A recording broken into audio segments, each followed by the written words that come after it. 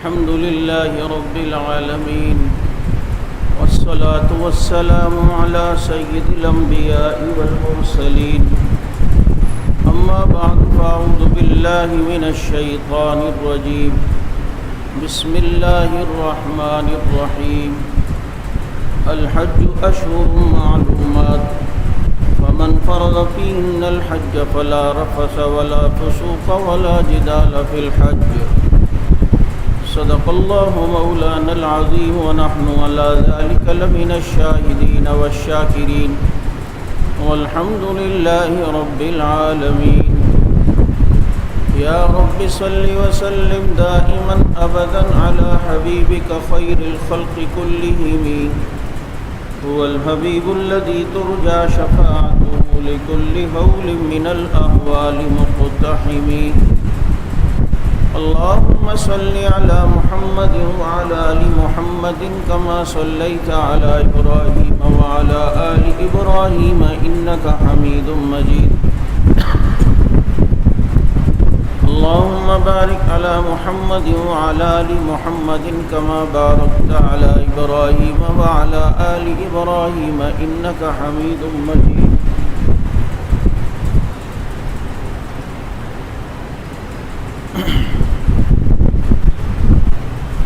واجب الاحترام ذوالقعدہ کا مہینہ جو کہ اشہر الحرم میں شامل ہے اور اسی مہینے میں آپ صلی اللہ علیہ وسلم نے اپنے عمرے کی قضا فرمائی۔ جب آپ صلی اللہ علیہ وسلم نے عمرہ قضا کے سال سے ایک سال پہلے عمرے کا ارادہ فرمایا اور حضرات صحابہ کرام رضوان اللہ علیہم اجمعین بھی ساتھ تھے، حدیبیہ کے مقام پر آپ کو روک دیا گیا اور مکہ والوں نے آپ کو عمرہ کرنے نہیں دیا اور کہا کہ اگلے سال آپ نے عمرہ کرنا ہے۔ جو شرائط صلح حدیبیہ میں طے ہوئی تھیں جن کی تفصیل کا وقت ابھی نہیں ہے، اس میں ایک شرط یہ بھی تھی کہ آپ اس سال عمرہ نہیں کر سکتے، آپ اگلے سال عمرہ کریں گے۔ آپ صلی اللہ علیہ وسلم نے حلق کروایا، جانوروں کی قربانی کی اور واپس مدینہ منورہ آئے۔ اگلے سال آپ صلی اللہ علیہ وسلم نے معاہدے کے مطابق عمرے کا ارادہ فرمایا اور آپ صلی اللہ علیہ وسلم نے صحابہ کرام کے ذریعے ساتھ عمرہ فرمایا۔ یہ وہ عمرہ ہے جسے آپ صلی اللہ علیہ وسلم کے عمرے کی قضا کا عمرہ کہتے ہیں کہ جس میں آپ نے اپنے عمرے کی قضا فرمائی، اور اس عمرے میں آپ صلی اللہ علیہ وسلم نے بال مبارک کاٹے ہیں، اس طرح نہیں پھروایا عمرہ قضا میں، اور آپ صلی اللہ علیہ وسلم نے اس کے علاوہ جو حج فرمایا یا عمرہ تو اس میں آپ نے اس طرح پھروایا تھا۔ اور یہ جو عمرہ قضا ہے یہ حضور نے مکہ فتح ہونے سے پہلے کیا ہے، اور فتح مکہ سے پہلے ہونے والا یہ عمرہ جسے عمرہ قضا کہتے ہیں، اس میں آپ صلی اللہ علیہ وسلم نے بالوں کو قصر کیا، یعنی حلق نہیں کیا، بال کو کٹوایا ہے۔ اور حضرت معاویہ رضی اللہ تعالیٰ عنہ فرماتے ہیں کہ مروہ کے مقام پر آپ صلی اللہ علیہ وسلم کے بال مبارک میں نے کاٹے۔ اب دونوں باتوں کو ملایا جائے تو حضرت معاویہ رضی اللہ تعالیٰ عنہ فتح مکہ سے پہلے مسلمان ہو چکے تھے، اس کا اظہار عام لوگوں کے سامنے بعد میں فرمایا ہے، ورنہ یہ جو عمرہ قضا ہے جس میں آپ نے بالوں کو قصر کروایا تھا تو حضرت معاویہ رضی اللہ تعالی عنہ پھر آپ کے بال مبارک کیوں کاٹیں؟ تو اس سے پتہ چلتا ہے کہ حضرت معاویہ رضی اللہ تعالیٰ عنہ خاص فتح مکہ کے دن مسلمان نہیں ہوئے، جیسے بہت سے حضرات نے اپنے ایمان کا اظہار اس دن کیا، تو حضرت معاویہ رضی اللہ تعالیٰ عنہ نے بھی اس دن کیا، لیکن اسلام وہ فتح مکہ سے پہلے جو ہے وہ لا چکے تھے۔ یہ ذی القعدہ کے مہینے کے اندر آپ صلی اللہ علیہ وسلم نے عمرے کی قضا فرمائی، چونکہ یہ مہینہ ان مہینوں میں شامل ہے کہ جن میں حجاج کرام حج کے سفر کے لیے روانہ ہوتے ہیں اور حج کے احرام باندھتے ہیں۔ اور آپ کو یہ معلوم ہونا چاہیے اسلام کے 5 ارکانوں میں سے ایک رکن حج بھی ہے، اور یہ اتنا اہم فرض ہے جس کی طرف عام طور پر ہماری توجہ نہیں ہوتی۔ اس سے آپ اندازہ کریں کہ حضور صلی اللہ علیہ وسلم نے فرمایا کہ استطاعت کے باوجود جو حج نہیں کرتا اللہ کو اس کی کوئی پرواہ نہیں، وہ یہودی ہو کے مرے یا نصرانی ہو کے مرے۔ اور بہت سے لوگوں کے پاس مال ہوتا ہے لیکن حج کی طرف سے وہ بالکل غافل ہے، حالانکہ یہ وہ عبادت ہے کہ جو عاشقانہ عبادت ہے، جس میں عشق کا اظہار ہوتا ہے، اور عبادات کے اندر آپ کو حکم ہے آپ اچھے کپڑے پہنیں، خوشبو لگا کے آیا کریں، لیکن حج کے ایام میں جس کا احرام جتنا بوسیدہ اور میلا ہوگا اللہ کو وہ شخص اتنا اچھا لگ رہا ہوگا، جس کے ناخون جتنے بڑھ جائیں گے احرام کی وجہ سے وہ نہیں کاٹ سکا، اس بڑے ہوئے ناخونوں ہی کو اللہ پسند کرتا ہے۔ چونکہ ایک آدمی کسی کے عشق میں مست ہو تو اسے کسی چیز کی دنیا کا پتہ نہیں ہوتا۔ آج ہم دنیا میں دیکھتے ہیں کہ اسے نہ اپنے گھر کی پرواہ نہ اپنے رشتہ داروں کی پرواہ، بس محبوب کی گلیوں کے چکر کاٹ رہا ہے اور جناب کسی چیز کا ہوش نہیں، تو پھر عشق مولا کئی کمز لیلا بود، تو پھر جو مولا کا عشق ہے وہ لیلا کے عشق سے کیسے کم ہو سکتا ہے؟ جیسے کہ مجنوں کہتے ہیں نماز پڑھ رہا تھا، ایک شخص نماز پڑھ رہا تھا، اس کے سامنے سے مجنوں گزرا، اس نے جلدی جلدی سے نماز ختم کی اور آگے اس کو پکڑا اور کہا تیرے کے اندر عقل نہیں ہے، دیکھ نہیں رہا میں نماز پڑھ رہا ہوں، تو میرے سامنے سے گزرا۔ اس نے کہا ہو میں لیلا کی محبت میں اتنا مست ہوں کہ میں نے تجھے دیکھا ہی نہیں کہ تو نماز پڑھ رہا ہے، اور تو مولا کے سامنے کھڑا ہوا ہے اور تجھے میں نظر آ گیا کہ میں سامنے سے گزر گیا۔ جو دیوانے ہوتے ہیں ان کو اپنے کپڑوں کا ہوش نہیں، ان کو اپنے حالت کا ہوش نہیں، بس وہ یہ چاہتے ہیں کہ کسی طرح محبوب کا دیدار ہو جائے۔ تو حج اس چیز کا اظہار ہے، حج میں عملی طور پر انسان اس چیز کو دکھاتا ہے کہ دیکھو کس طرح کا لباس پہنا ہوا ہے، سلا ہوا لباس بھی نہیں ہے، ایک چادر ایزار ہے، ایک چادر احرام کے اوپر قمیص کے طور پر ہے، اور اپنے محبوب کو اس کی محبت کو تلاش کرنے کے لیے اس کے گھر کے چکر لگا رہا ہے، کبھی صفا مروہ میں بھاگ رہا ہے، کبھی منی جا رہا ہے، کبھی جناب عرفات جا رہا ہے، کبھی پاگلوں کی طرح گھوم رہا ہے، مزدلفہ جا رہا ہے، رش میں پھنسا ہوا ہے، اس کو دھکے بھی لگ رہے ہیں، اس کو جناب لوگوں کے جھٹکے بھی لگ رہے ہیں، اور کتنی دفعہ ویل چیئر والے پیچھے سے ویل چیئر بھی مار دیتے ہیں جو طواف کے دوران ویل چیئر پہ طواف کر رہے ہوتے ہیں، لیکن یہ اپنے مولا کو راضی کرنے کے لیے، اسے حاصل کرنے کے لیے دنیا سے بے پرواہ ہو کے جا رہا ہے۔ حج اسی چیز کا اظہار ہے۔ جن لوگوں پر حج فرض ہے اور وہ حج نہیں کرتے، حضور نے فرمایا اللہ کو کوئی پرواہ نہیں کہ یہ شخص یہودی ہو کے مرے یا نصرانی ہو کے مرے۔ اور یہاں تک کہ ایک حدیث میں کہ اللہ کے نبی نے فرمایا کہ اگر ایک شخص روزہ رکھتا ہے یعنی زکوٰۃ دیتا ہے، نماز پڑھتا ہے، لیکن حج فرض ہے اور حج نہیں کرتا، تو اس کے یہ باقی اعمال اس کے لیے کافی نہیں ہوں گے، کیونکہ یہ ایک طریقے سے اللہ رب العزت کی طرف سے روگردانی کرنے کے مترادف ہے کہ اس کے گھر کی طرف قصد ہی نہیں کیا، ارادہ ہی نہیں کیا، اور وہ گیا ہی نہیں۔ جبکہ اس کے پاس مال موجود ہے، صحت موجود ہے. من استطاع الیہ سبیلا، اس میں یہ ہے کہ اس کی صحت بھی ہو اور جناب یہ مال بھی رکھتا ہو. تو کہا کہ اب حج تمہارے اوپر فرض ہو چکا ہے، اور جو شخص حج کر کے آتا ہے اللہ رب العزت اسے سے پاک کرتے ہیں جیسے آج ہی ماں کے پیٹ سے پیدا ہوا. یہ اللہ کا شکر ہے کہ پھر بھی ہمارے ملک کے اندر حج اور عمرے کا مزاج ہے. آج 3 سال بعد دیکھیں عمرہ کھلا اس سال، تو کس طریقے سے الحمدللہ لوگ یہاں سے جوک در جوک گئے. اور اللہ کرے کہ اللہ تعالی ہمیں بھی بار بار وہاں کی حاضری کی توفیق عطا فرمائے اور آنا جانا نصیب فرمائے. اور ارادہ تو سب کا ہوتا ہے. مجھے کوئی کہتا ہے حضرت میرا عمرے کا ارادہ بڑا دل چاہتا ہے، میرا ایک سوال اس سے ہوتا ہے کہ پاسپورٹ بنایا ہوا ہے؟ وہ کہتے ہیں نہیں. میں کا ارادہ ہی نہیں ہے. سمجھو ارادہ ہی نہیں کیا. میں کب انتظام نہیں ہے، لیکن پاسپورٹ بنا کے تو رکھو اور کو یا اللہ یہاں تک میں کر سکتا تھا میں نے کیا، اب آگے کا انتظام تو کر دے. تو پہلے یہ تو کرو.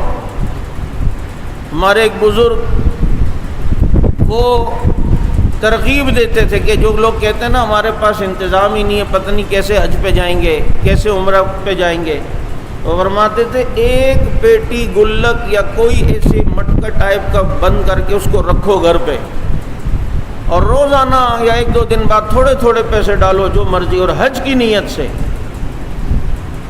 عمرے کی نیت سے تم بس ڈالو. بس اتنا انتظام شروع میں شروع کر دو، آگے کا انتظام اللہ رب العزت خود فرمائیں گے. اور ایسا ہوتا ہے. یہ ہم تجربے کی بنیاد پر یہ باتیں کر رہے ہیں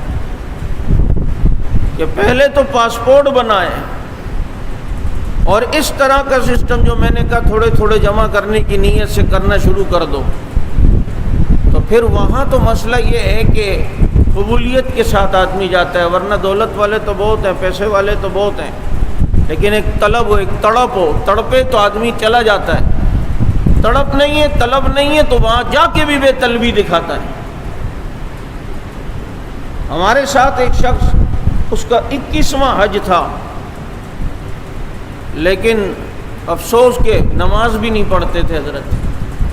یہ نہیں کہ حرم میں نہیں، ویسے بھی نہیں پڑھتے تھے.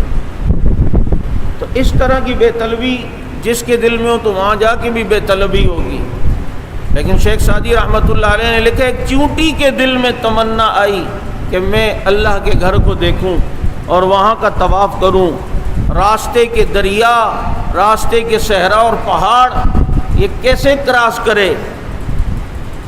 لیکن اس چونٹی کے دل میں طلب اور تڑپ ہے. تو اللہ نے انتظام فرمایا کہ حرم کا کبوتر اڑتا ہوا ایک جگہ آ کے بیٹھا. یہ چونٹی اس کے پاؤں سے چپک گئی کہ شاید یہ حرم کا ہی کبوتر ہو، اور وہ کبوتر اڑا اور جا کے حرم میں جا کے بیٹھا. یہ چونٹی اس کے پاؤں سے اتری اور بیت اللہ کا طواف کیا. اللہ رب العزت نے بتایا کہ چونٹی اگر طلب کرے تو اللہ اسے پہنچاتا ہے، اور جو اللہ کا بندہ طلب کرے اللہ اسے نہیں پہنچائے گا. یہ یاد ہے سیدنا ابراہیم علیہ الصلاۃ والسلام کی، جنہوں نے قربانی دی، اور آج انہی کے افعال ان حج عمروں کے اندر جو ہے وہ انسان دہراتا ہے. تو میں بھائی اس چیز کی فکر کریں کہ اگر جس پر حج فرض ہو چکا ہے وہ حج کرے، باقی کام بعد میں بھی ہو. یہ چوچلے پن ختم کرو نا. ایک شخص ریٹائر ہوا، اس کو پیسے ملے، میں نے کہا جی اگر حج ہو جائے یا عمرہ، تو نہیں ابھی میں نے بچیوں کی شادیاں کرنی ہے تو یہ کرنا ہے تو وہ کرنا ہے. میں کہا رہ جاؤ گے پھر بعد میں انتظام ہوتا ہے یا نہیں، ابھی کچھ ہے. اب بچیوں کی شادی واقعی ماں باپ پہ ضروری ہے، فرض ان کے اوپر ذمہ داری ہے، لیکن ماں باپ پر یہ ذمہ داری تو نہیں ہے کہ وہ بچیوں کو اتنے تولے سونا دے اور ٹرک بھر کے جہیز دے. یا وہ پہلے جو فرض ہے اس کو پورا کرو، اور جو شادی بیاہ میں جو تمہارے چوچلے پن ہیں اس کو کم کرو. اگر تم نے یہ چوچلے پن نہیں کیے شادی میں تو اس کی تو پوچھ قیامت میں نہیں ہوگی کہ بیٹی کو کتنا سونا دیا تھا، یہ پوچھ ہوگی قیامت میں؟ ہاں یہ پوچھ ہوگی کہ بیٹی کو سونا دیا تھا اور اسے زکوٰۃ کی اہمیت کیوں نہیں بتائی تھی، آج تیری بیٹی اس سونے کے ساتھ جلے گی اور تو بھی جلے گا۔ ہمارے بزرگ اس بات کی ترغیب دیتے تھے کہ نکاح شادی میں بچیوں کو اگر سونا دیتے ہو ٹھیک ہے، اللہ نے طاقت دی ہے تو دو، لیکن انہیں ساتھ ساتھ میں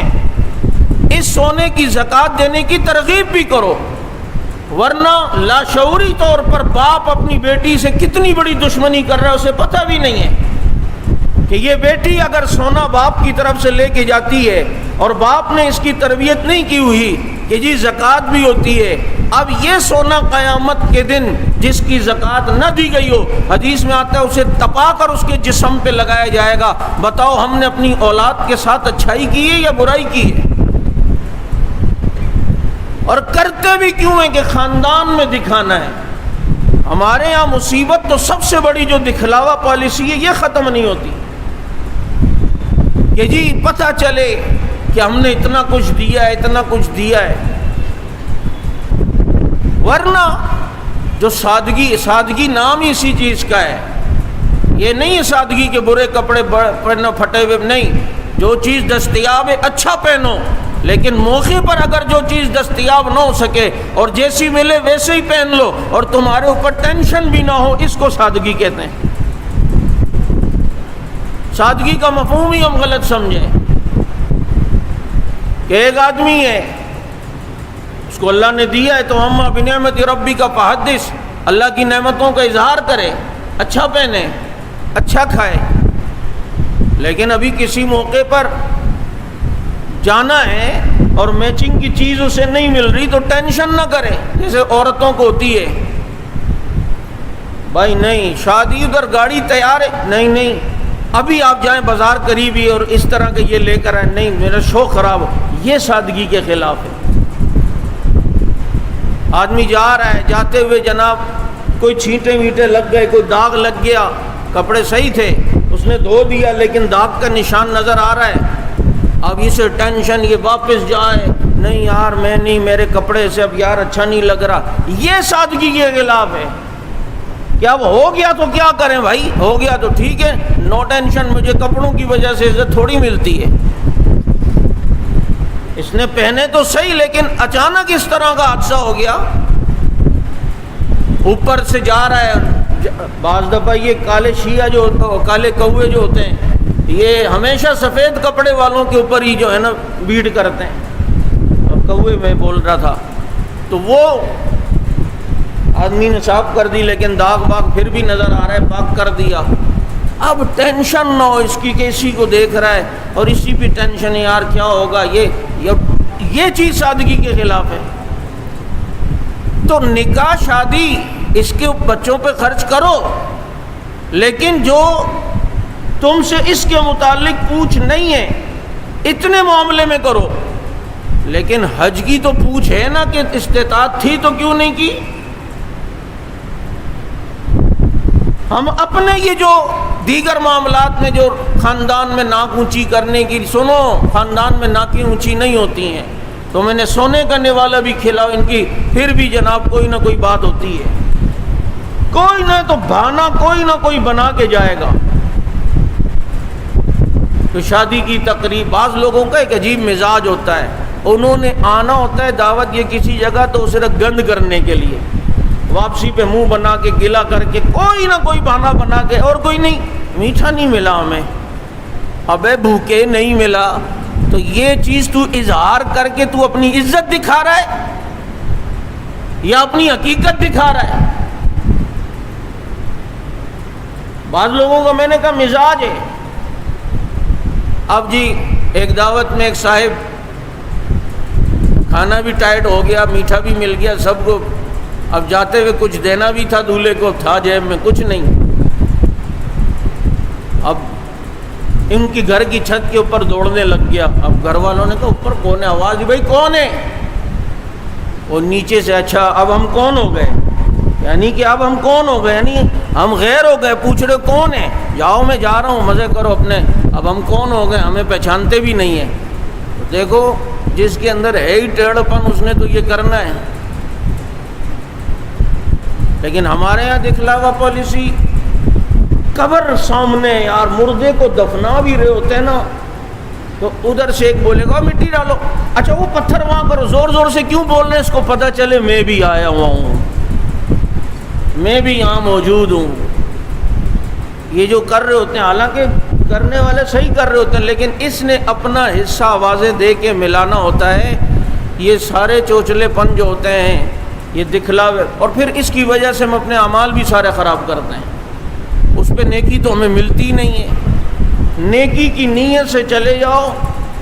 سامنے تمہارا جو جناب جس مقصد کے لیے جا رہے ہو نیکی مقصد ہو، باقی گلے شکوے خود ہی ختم ہو جائیں گے۔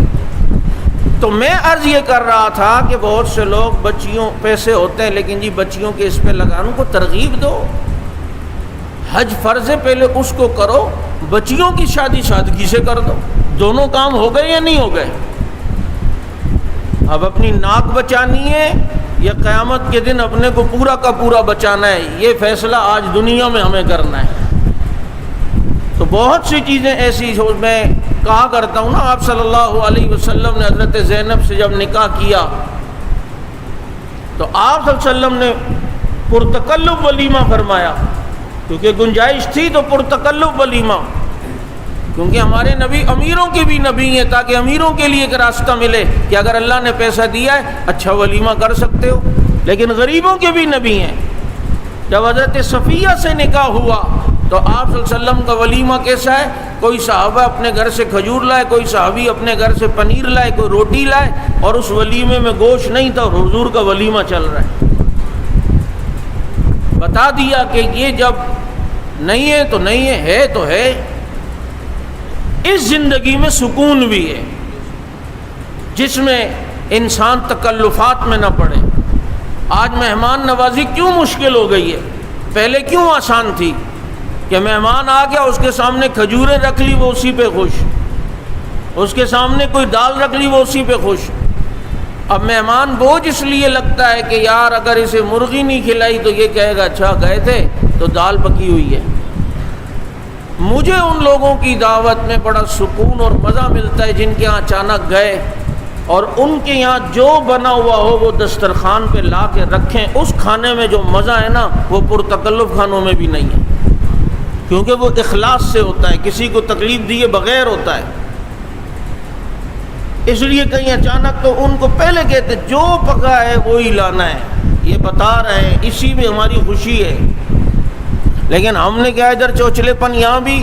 اب مہمان کہہ رہا ہے بھائی شوگر کا مریض ہوں، جو لے آؤ، بھوک سے مر رہا ہوں۔ کہتے ہیں بھوک سے مر، جو بھی، میں نے تو بازار سے لانا ہے، اس کے بعد کاٹنا ہے، اس کے بعد مسالہ لگانا ہے، پھر تیرے کو اوپر بھی مسالہ لگاؤں گا، پھر یہ کرنا ہے، پھر وہ کرنا ہے، جب تک مہمان صاحب بالکل شوگر جو ہے وہ 40 پر آ جائے، 35 پہ آ جائے۔ کہتے ہیں نہیں، ہم نے اپنا وہ سب کچھ کرنا ہے۔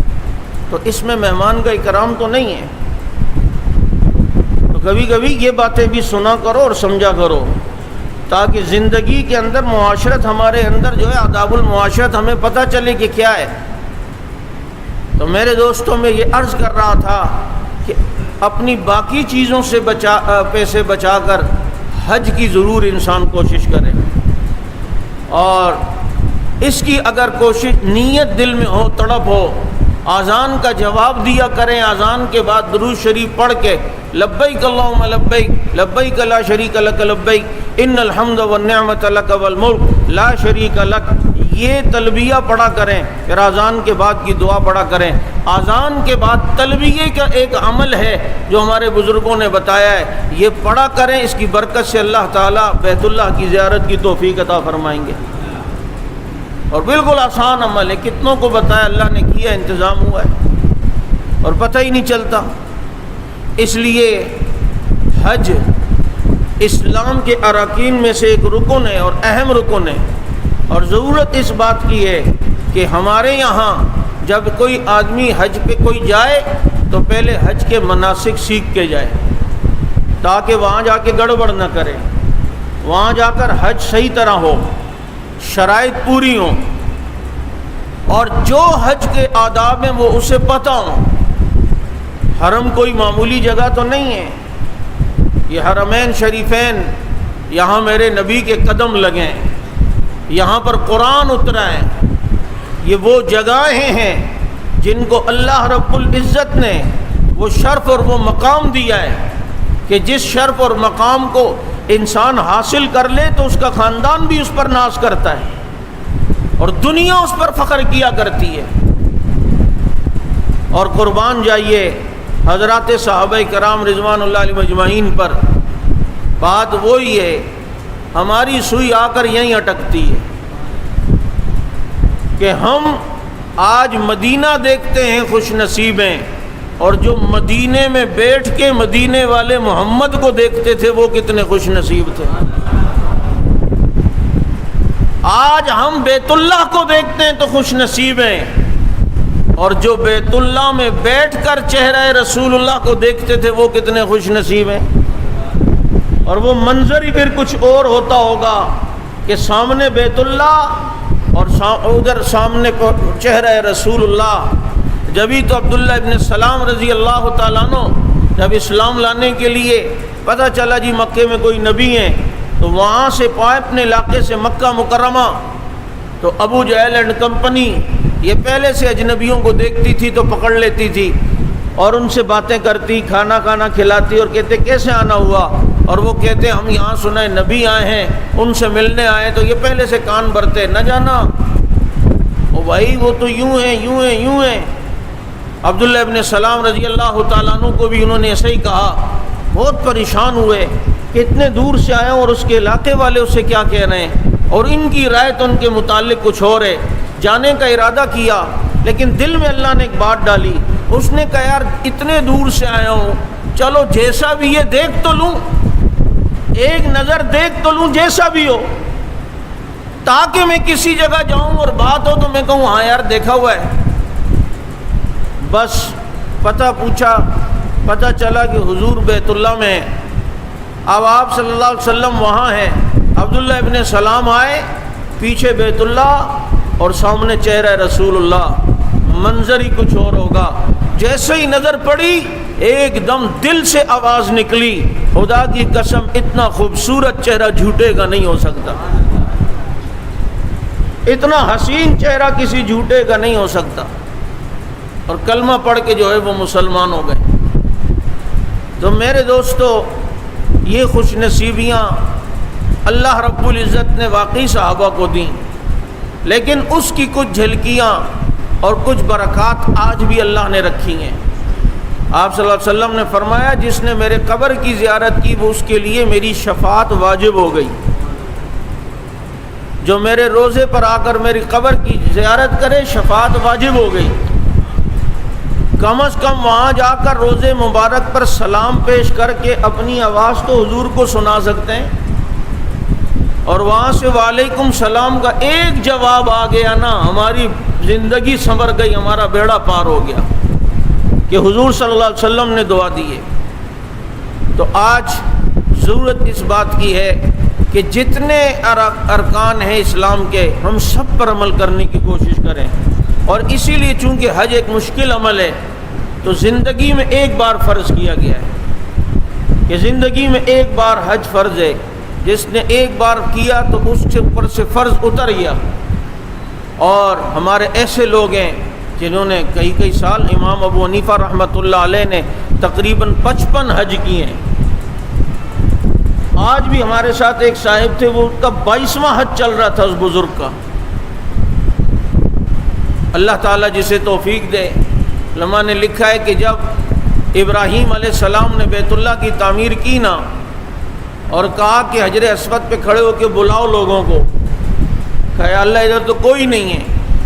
کہا کہ آواز دینا تیرا کام ہے، عالم ارواح میں تیری آواز پہنچانا رب کا کام ہے۔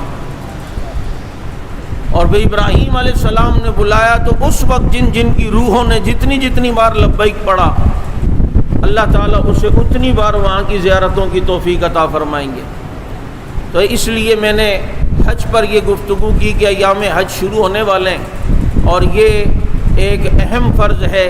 اور جس پر فرض ہے اور وہ نہیں جاتا حضور نے کتنی بڑی وعید سنائی کہ اللہ کو اس کی کوئی پرواہ نہیں، وہ یہودی ہو کے مرے یا نصرانی ہو کے مرے۔ میرے دوستو، چونکہ بہت سے حجاج اس سال جو ہے وہ حج پر جو ہے وہ جا رہے ہیں، اللہ تعالیٰ ان کا حج قبول فرمائے اور ہمیں بھی وہاں کی حاضری کی توفیق عطا فرمائے۔ اب یہ حج ان کا صحیح ہو جو جا رہے ہیں، اس سلسلے میں ہمارے اس مرکز میں ہفتہ اور اتوار، یعنی کل 4 جون ہفتہ اور اتوار 5 جون، بعد نماز عشاء، یہ 2 دن متصل عشاء کے فوراً بعد حج تربیتی کورس بذریعہ پروجیکٹر اور وہاں کی تصاویر سامنے ہوں گی آپ کو حج کورس کرواتے ہوئے۔ اور جس نے یہاں پر 3 سال پہلے یہاں حج کورس ہوا تھا، کرونا کی وجہ سے درمیان میں نہیں ہو سکا، وہ جانتے ہیں کہ انہیں کتنا فائدہ ہوا، اور جن کا ارادہ ابھی ان کے لیے اسباب نہیں ہے وہ بھی شریک ہوں، حج کو کم از کم سیکھیں تو صحیح۔ اور جب وہاں پر وہ چیزیں پڑھاتے ہوئے دکھاتے ہوئے ایک دل کے اندر طلب اور تڑپ کی کیفیت پیدا ہوتی ہے، یہی ہوتا ہے وقت قبولیت کا، اور اس وقت انسان کے ہاتھ اڑ جائے، ربا مجھے بھی لے جا، تو اسی کی برکت سے اللہ رب العزت وہاں کا انتظام بھی فرما دیتا ہے۔ تو یہ حج تربیتی کورس انشاءاللہ کل بروز ہفتہ بعد نماز عشاء اور اتوار بعد نماز عشاء آپ کے اس جامع مسجد صدیق اکبر ناگن چورنگی میں انشاءاللہ العزیز ہو رہا ہے۔ بذریعہ پروجیکٹر حج عمرے کا طریقہ، مکہ اور مدینہ منورہ کی زیارات، ان سب پر انشاءاللہ العزیز تفصیلی گفتگو آپ حضرات کے سامنے ہوگی۔ خواتین بھی چونکہ حج پہ جاتی ہیں، خواتین کے لیے پردے کا الگ انتظام ہے، وہاں ایک الگ اسکرین ہوگی جس میں خواتین کو بھی حج تربیتی کورس سے جو ہے وہ حج سے آگاہی دی جائے گی۔ آپ کے جو جاننے والے ہیں جو حج پہ جا رہے ہیں ان کو بھی لائیں، خود بھی آئیں۔ 1.5 گھنٹے پونے 2 گھنٹے کی ایک دن کی کلاس ہوتی ہے، اور اس میں جو ہے جب آدمی وہاں جاتا ہے تو اپنا سرمایہ بھی بچاتا ہے کہ جناب ادھر گیا اور وہاں جا کر بھی حج کو صحیح انداز میں نہیں کیا تو پیسہ بھی گیا، حج بھی گیا، تو کم از کم یہاں سے سیکھ کے جائیں، اور آپ نے خود بھی آنا ہے، اور جو آپ کے علاقے میں یا ادھر ادھر آپ جانتے ہیں حجاج ہیں اور جا رہے ہیں ان کو بھی بتائیں کہ یہاں پر یہ حج تربیتی کورس ہو رہا ہے، اس میں شرکت کریں۔ اللہ پاک سمجھ عمل کی توفیق نصیب فرمائے۔